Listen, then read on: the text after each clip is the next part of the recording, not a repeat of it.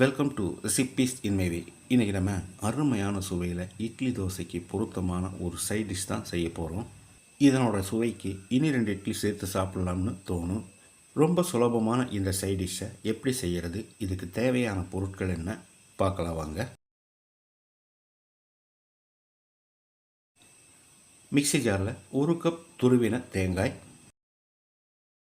1 teaspoon சீரகம், 1/2 teaspoon சோம்பு,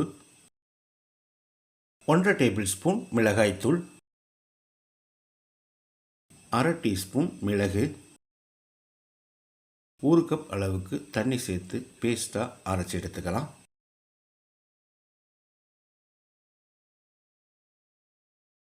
வாணலியில் 1 table spoon எண்ணெய் ஊற்றிக்கலாம்.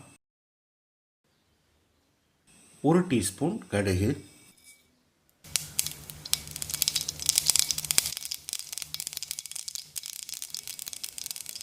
கொஞ்சமாக கறிவேப்பிலை, 1/2 கப் அளவுக்கு நறுக்கின சின்ன வெங்காயம், சின்ன வெங்காயத்துக்கு பதிலாக பெரிய வெங்காயமும் சேர்த்துக்கலாம்.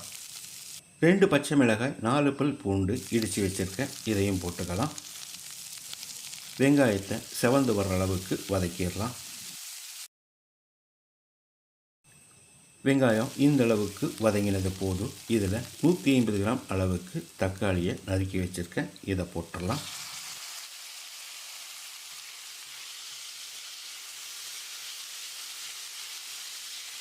ரெண்டு டீஸ்பூன் உப்பையும் சேர்த்து தக்காளியை மசிகிற அளவுக்கு வதக்கிடலாம்.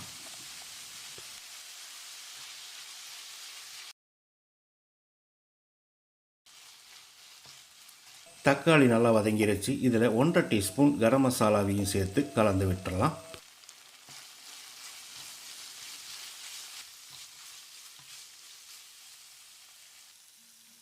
இப்போ நம்ம அரைச்ச மசாலாவை ஊற்றிடலாம்.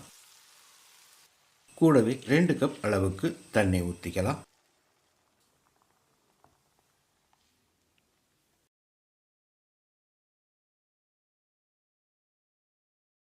கால் கிலோ உருளைக்கிழங்கு 2 விசில் விட்டு வேக வச்சு தோல் எடுத்துட்டு சின்ன சின்ன துண்டுகளாக நறுக்கி வச்சுருக்கேன், இதை போட்டுடலாம்.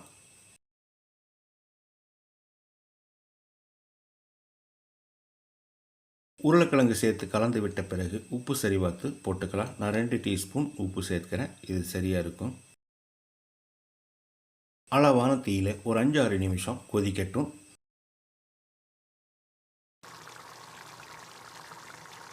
குழம்பு கொதித்து வந்துருச்சு. ஸ்டவ் ஆஃப் பண்ணிவிட்டு பொடியாக நறுக்கின மல்லி இலையை தூவி கலந்து விட்டு இறக்கிடலாம். அருமையான சுவையில் இட்லி தோசைக்கு பொருத்தமாக நான் செஞ்சுருக்கிற இந்த உருளைக்கிழங்கு குழம்பை இதே மாதிரி இதே அளவுகளோடு நீங்கள் செய்து பாருங்கள். இந்த வீடியோ பிடிச்சிருந்தால் லைக் பண்ணுங்கள், கமெண்ட் பண்ணுங்கள், ஷேர் பண்ணுங்கள். சப்ஸ்கிரைப் பண்ணாதவங்க சப்ஸ்கிரைப் பண்ணுங்கள். மறக்காமல் பெல் பட்டனை கிளிக் பண்ணுங்கள்.